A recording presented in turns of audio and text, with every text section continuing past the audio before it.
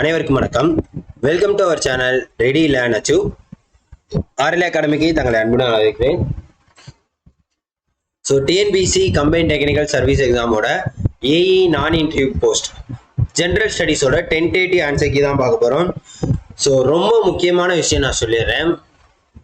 Answer key இது வந்து tentative தான், அஃபீஷியல் கிடையாது. நம்மளோட நாலேஜை வச்சு நம்ம என்ன பண்ணியிருக்கோம், ஆன்சர் கண்டுபிடிச்சு வச்சிருக்கோம். இதில் சிலது தவறுதலாக இருக்கலாம், சிலது சரியாக இருக்கலாம். ஆனால் எல்லாமே 100% சரின்னு சொல்ல முடியாது. அஃபீஷியல் ஆன்சருக்கு விடுறப்ப அதுலேயுமே சிலதெல்லாம் தவறுதலாக தான் இருக்கும். இதுக்கு நம்ம ஒன்றும் பண்ண முடியாது. அதனால ஏதாச்சும் தவறுதலாக இருந்துச்சுன்னா கரெக்டான ஆன்சரை நீங்கள் கமெண்ட்ல பதிவிடலாம். அதனால யாரும் வந்து டக்குன்னு பொங்கிட வேணாம், என்ன ஆன்சர் தப்பாக சொல்கிறாங்க அப்படின்லாம் பொங்கிட வேணாம். ஜஸ்ட்டு நம்மளோட நாலேஜுக்கு என்ன தெரியுமோ அதை ஃபுல்லாக என்ன பண்ணியிருக்கோம், ஆன்சர் கீ எடுத்துருக்கோம். ஸோ வேணுங்க கரெக்டாக இருக்குன்னா ஓகே, தப்பாக இருந்துச்சுன்னா அந்த கொஸ்டின் நம்பரை போட்டு கீழே கமெண்ட் பண்ணும். சரிங்களா? மற்றவங்களுக்கு அதை தெரிஞ்சுக்கணும். கிளியராக நான் சொல்லிட்டேன், சரியா? ஏன்னா கீழே வந்துட்டு கமெண்ட் உங்களுக்கு எல்லாமே தெரியும், அது எனக்கு தெரியும், ஆனால் எனக்கு எல்லாமே தெரியுன்றது கிடையாது. சரிங்களா? ஏன்னா நிறைய பேர் அப்படிதான் கமெண்ட் பண்ணுவாங்க. ஸோ அவங்களுக்கு நான் சொல்றேன், மற்ற எல்லாரும் ஆன்சர் கீ வேணுங்கிறவங்க பார்த்துக்கோங்க. ஸோ வாங்க வீடியோக்குள்ள போகலாம். இதில் ஜஸ்ட் நான் ஆன்சர் மட்டும் தான் சொல்ல போறேன். சரியா? என்னென்னன்றதை பார்த்துக்கோங்க. தயவு செய்து உங்க ஃப்ரெண்ட்ஸ் எல்லாருக்கும் ஷேர் பண்ணி விடுங்க. மறக்காம நம்ம சேனலை சப்ஸ்கிரைப் பண்ணிக்கோங்க. நம்மளால முடிஞ்ச வரைக்கும் என்னென்ன கொடுக்க முடியுமோ எல்லாத்தையும் கொடுத்துரும். ஓகே? ஸோ 101வது கொஸ்டின் பாருங்க. அதாவது கூற்று மற்றும் காரணம். மனித உரிமைகள் என்பது சட்ட உரிமைகளாகும். மனித உரிமைகள் கொண்டிருக்கும் பொழுது அரசு அதற்குரிய உரிமைகளை பாதுகாக்க வேண்டிய கடமைகளை கொண்டிருக்கிறது. ஆப்ஷன் ஏ தான் வந்து கரெக்ட். அடுத்து, இந்திய உச்ச நீதிமன்றத்தின் நீதிபதிகளின் எண்ணிக்கையை அதிகரிக்கும் அதிகாரம் யாரால் வழங்கப்படுகிறது?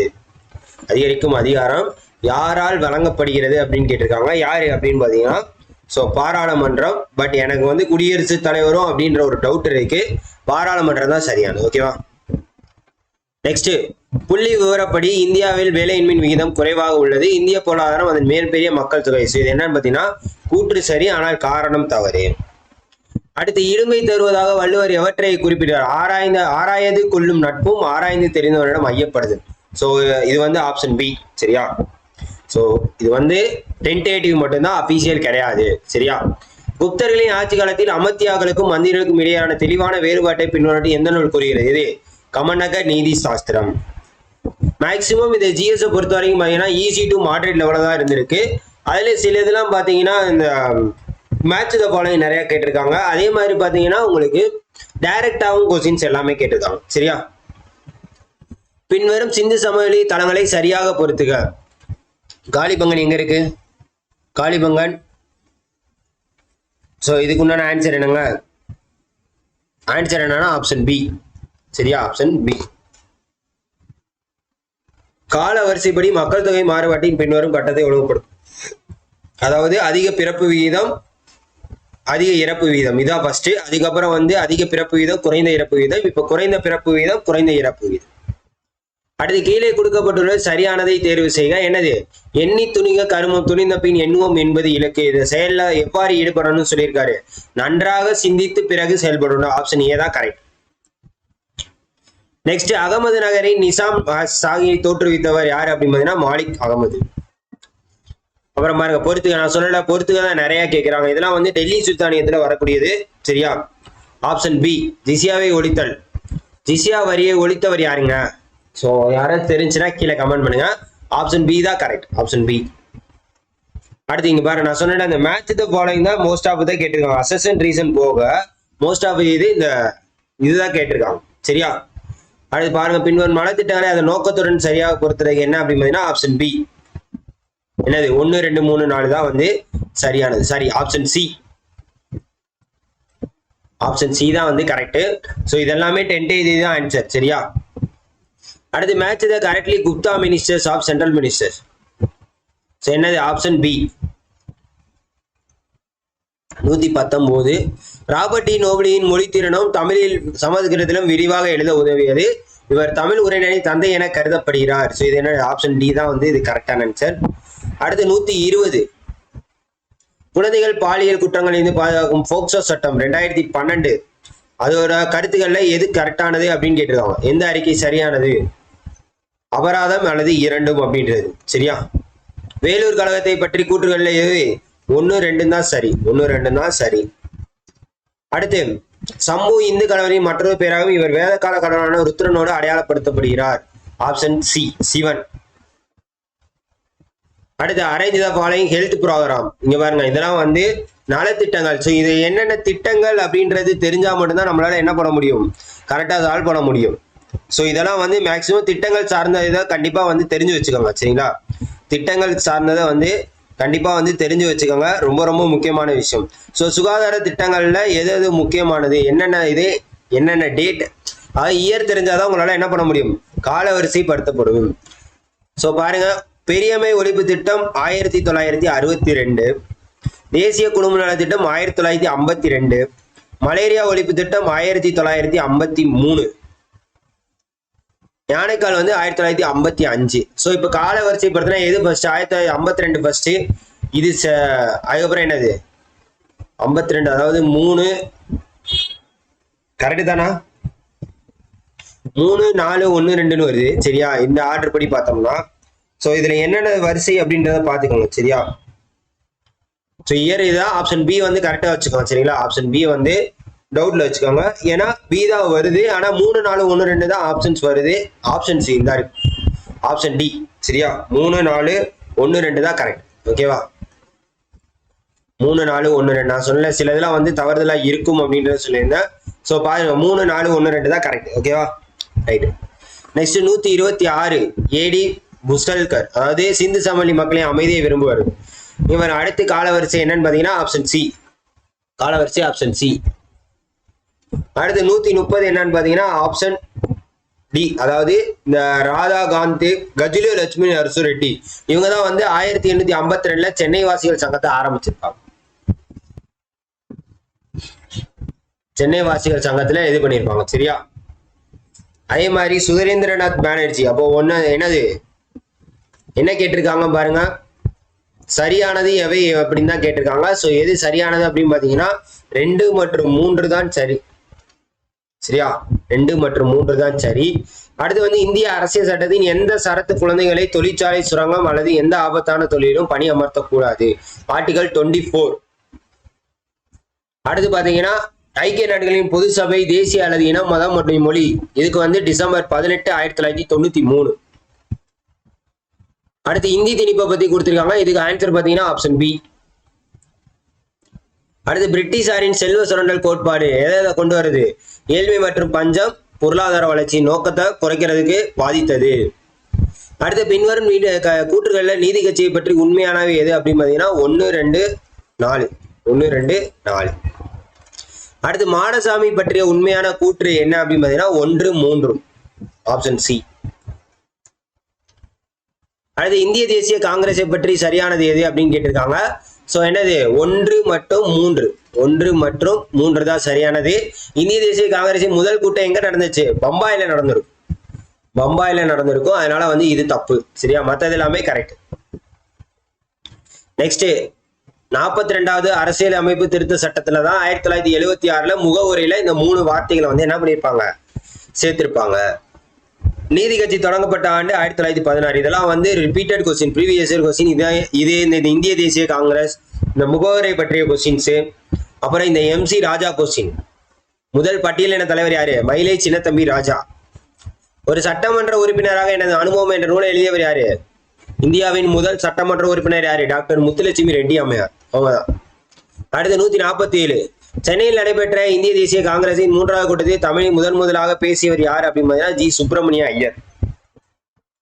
அடுத்து பொறுத்துக்கு அங்க பாருங்க, இதெல்லாம் கரண்ட் அஃபேர்ஸ். 2025ஆம் ஆண்டிற்கான பத்மஸ்ரீ விருது பெற்றவர்கள். ஸோ ஆப்ஷன் என்னது, ஆப்ஷன் சி. ஏன்னா அஸ்வின் எதுல வருவாரு, விளையாட்டுல தான் வருவார், ரவீந்திர அஸ்வின். பின்வரும் வகையில் உள்ள மக்களில் தங்கள் இந்திய குடியுரிமையை யாரெல்லாம் பதிவு செய்து கொள்ளலாம், பதிவு செய்து இந்திய குடியுரிமை பெறது எது, எல்லாருமே தான்.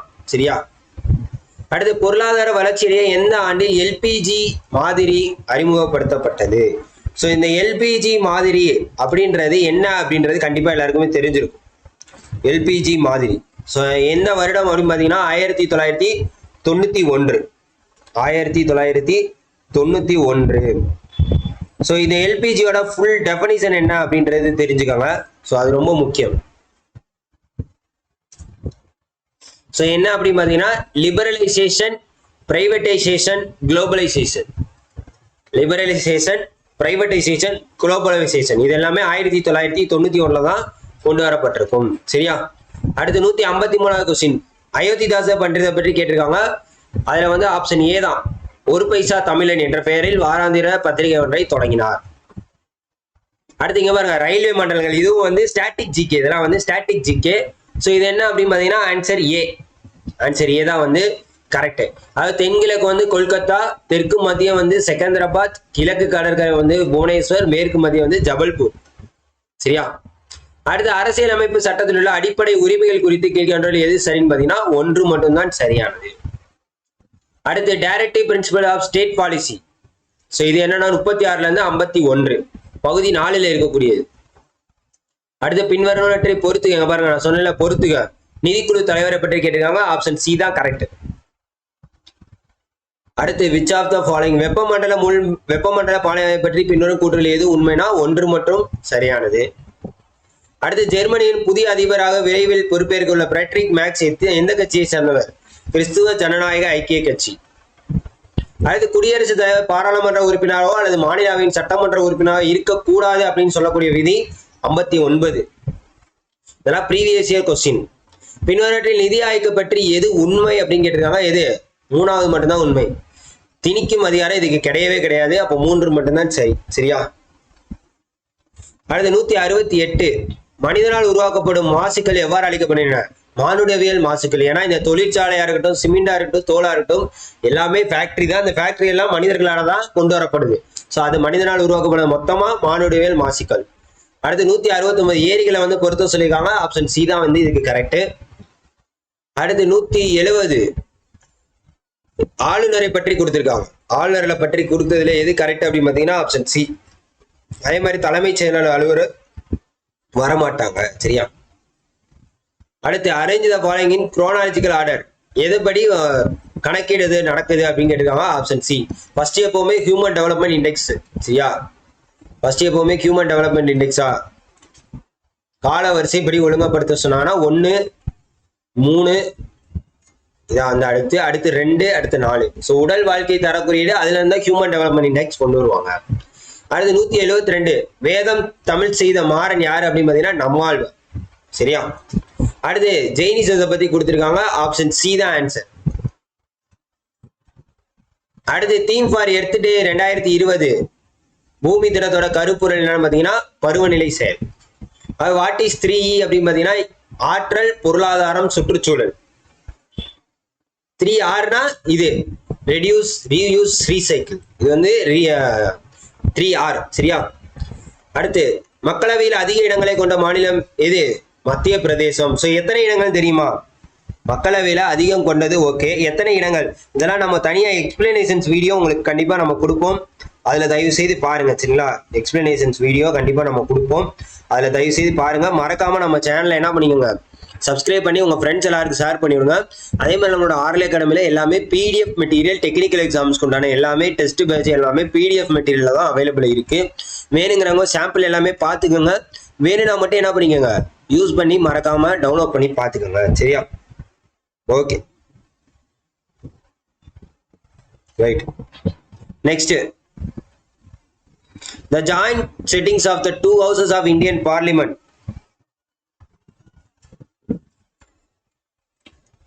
எதுன்னு பாத்தீங்கன்னா ஆன்சர் என்னது? Central hall of parliament. Central hall of parliament. அடுத்து தமிழ்நாடு முழுவதும் நேர்மையான வளர்ச்சி தொடர்பாக பின்வரும் கூற்றுகள் எது சரினா 2, 3 மட்டும் சரியானது. 179 அன்பளிப்பு என்ற சிறுகதை நூலின் ஆசிரியர் ராஜம் கிருஷ்ணன். அடுத்து அகலாய்வு, இதுதான் கொஞ்சம் கஷ்டமா இருந்துச்சு அப்படின்னு சொன்னாங்க. ஏன்னா யார் என்னென்ன அகலாய்வு செஞ்சாங்கன்ற இவ்வளவு டீப்பா கேட்பாங்கன்னு எதிர்பார்க்கல. ஆனா போன தடவை டிஎன்பிசி இன்டர்வியூ போஸ்ட் இருக்கு பாத்தீங்களா, அதை கம்பேர் பண்றப்ப இந்த கொஸ்டின் பரவாயில்ல. சரியா? இதுக்கு உண்டான ஆன்சர் என்னன்னா ஆப்ஷன் பி. அடுத்து அசஸ் அண்ட் ரீசன், அதாவது சயின்ஸ் கொஸ்டின் பாருங்க.